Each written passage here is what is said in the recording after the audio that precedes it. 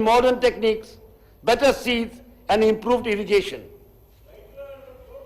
In an unprecedented move, the government has support to landless agricultural labourers under the Indira Atmiya Bharosa scheme, providing 12,000 per annum to families who work tirelessly in the fields.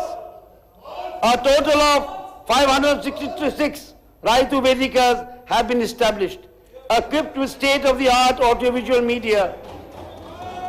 The Raitu Nestam initiative is now fully operational in all 532 rural mandals, providing a dynamic platform for farmers, scientists and administrators to engage in structured video conferencing.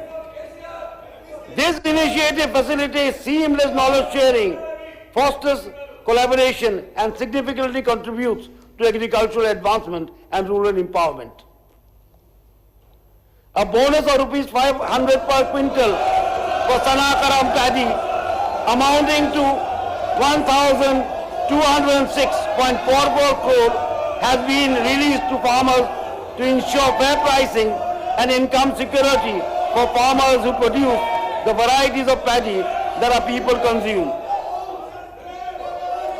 As a major step towards strengthening the agricultural sector, my government has established the Telangana Agriculture and Farmers Welfare Commission. This commission will serve as a dedicated body to address farmer concerns, develop sustainable policies, and ensure that Telangana's agricultural sector remains resilient and future ready. By integrating scientific research, modern technology, and farmer-centric initiatives, this commission will play a pivotal role in securing long-term prosperity for our farmers. Through persistent and strategic efforts, my government has effectively presented its stance before the Krishna Water Tribunal to ensuring the protection of Telangana's rightful share of Krishna River water. My government's decisive action underscores our commitment to safeguarding the state's interest and securing its water resources for future generations. My government's unwavering commitment to agriculture will continue through sustained investments in irrigation, scientific advancements, and market linkages, ensuring that Telangana's farmers not only survive but thrive.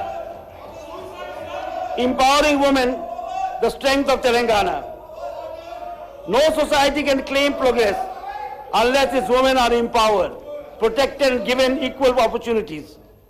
Telangana recognizes the transformative power of women, and my government is committed to breaking barriers and unlocking new opportunities.